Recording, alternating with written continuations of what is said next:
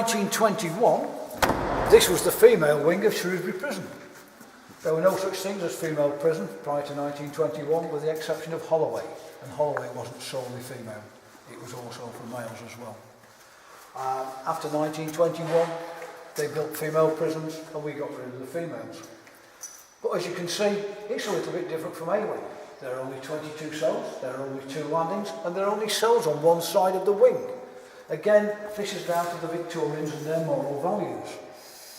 The Victorians didn't mind sending kids up chimneys to sweep chimneys and down the mines to pick up coal. What they didn't want is female prisoners on this side being able to talk to or have anything to do with male prisoners on that side. Hence, no cells on this side. Even their exercise yard was through there. You'll also notice that the cells, it's a shower room now, you'll also notice that the cells are slightly bigger. We don't know why. The only reason I can come up with is when it was a female prison, the women wanted more room in their cells for handbags, makeup, shoes, washing machines, vacuum cleaner. Or it could be because when there were females in here, they were allowed their children with them. If they were pregnant, they could keep their children until they were 18 months old. So they probably needed more room in their cells. You try to wreck the place.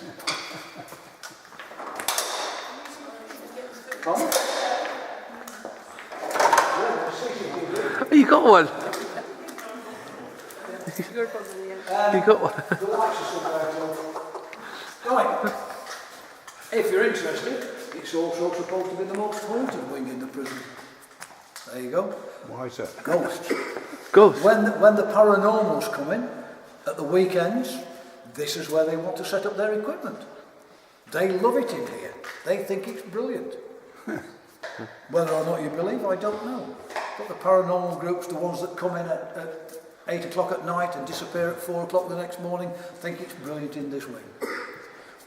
When we were in working prison, there were staff here, both male and female, who would not work a night on this wing because of things that they'd seen. Tales of the Grey Lady. She used to walk out of cell number 3 up there on the 2s, all the way along there and disappear through that green door. There were also tales of a young child sat under those stairs crying. When we were working in prison, we could accept the Grey Lady because yes, we have hanged women in Shrewsbury prison. The child we didn't know anything about until we started doing the research for the tours. Then we found out that this Victorian prison is built on the top of a Georgian prison. And just below there, in C-wing, was the cells where they used to incarcerate the families prior to deportation to the colonies. So yes, there could have been a child sat there crying. In the 25 years I was here and did my share of nights and did my share on C-wing, I never saw a thing. The Grey Lady never made herself known to me. She didn't come and introduce herself. Well, I've had that sort of women all my life, so it makes no difference. Well, you were a married man, you said. A Harris man, I don't know about a married one. These skylights, and then the other block. Huh? These skylights from the other block, but Yeah. I've always been there. The skylights were, yeah. What the automatic bed. No, I mean you had electric daylight. Yeah, that was the only thing that we got in. Yeah. They were clever people. Yeah, they were. Yeah. I wondered if they did that courtesy. There were lots of things that the Victorians did that were very, very good examples. Very, very good. I mean, the heating system was absolutely brilliant. And the same, we used the same heating vents up until it closed in 2013. Yeah. All we did was change the way the air was in. I mean, they used to have a big wood furnace that and a big fan that used to blow it in. We had, of course, we had a gas fired and oil fired that did it, but it was still so efficient, really good. Right, where you're going next is euphemistically called the discharge lounge. You'll probably know it better as the execution room. If you don't want to go in there, you don't have to. I have had people on tours that get as far as this door and feel a strange vibration and won't go any further. Even when I point out that through that wall there is Shrewsbury railway station and it's probably the 345 to Chester that they can feel, they still take no notice of me.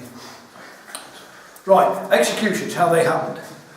On the day before the executioner would arrive at the prison, and he brought the gallows with him. It was a portable gallows, came up from Pentonville. He would set it up in a room through there, make sure it was working correctly. Once he was happy, he used to bring it through here, reset it, drop the trapdoor, put the rope, put a weight on the rope, and take the stretch out of the rope. And he left it overnight. Once he'd done that, he used to fetch the governor, and between them, they would view the condemned man. They wanted to know what he was built like, if he had got a bull neck, if he was skinny, and they adjusted the job to suit. The executioner would then go away with his exact height and his exact weight, work out the measurements, but sadly for the executioner, he wasn't allowed to leave the prison. That was for his safety, because if people knew he was the executioner and they were waiting outside the prison for him, they could do him some damage. So he had a little bedroom through there, and he spent the night in the prison. On the day of the execution, 2 prison officers would arrive at the condemned man's cell. Our condemned man's cell was here. As you can see, we pitched off the doorway since then. These walls never existed. It was just a big cell through there. That's Wandsworth's condemned man's cell. And as you can see, it is a big cell. And it had to be. Because not only did a condemned man stay in there were also 2 officers in there with him. And they were in there to ensure that he did not commit suicide. He'd been convicted, seriously, he'd been convicted by the state. His death had to be seen to be done by the state. So they stayed in there. But at 8 o'clock on the day of execution, 2 officers would arrive to relieve those 2 guys in there, and they would walk in there, and they would bind the guy's hands behind his back. Once his hands were bound and he was secure, in there was a cupboard. They moved the cupboard out of the way, and behind that cupboard was a door that led through to the execution room, which is through here.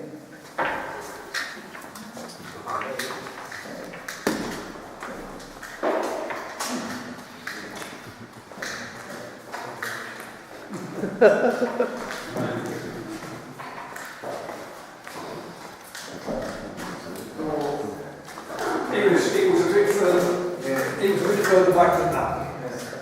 Just a little bit. Right.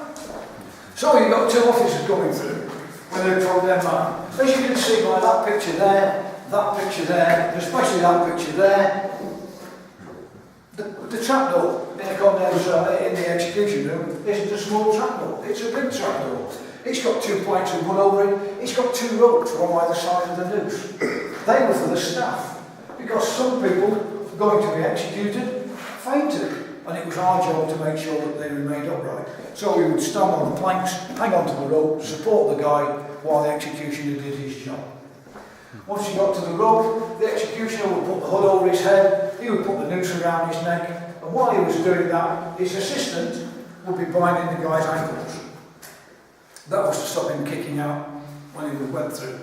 Once the executioner was happy, he used to walk back to this lever here, he used to pull out the retaining pin, pull the lever, and the guy used to drop through. And he dropped through to the moor down below. Once he'd gone through, the doctor, one of the witnesses to the execution, would go downstairs and he would check on this guy. But it made no difference if the guy was dead or even if he was still alive. He had to remain on the end of the rope for an hour.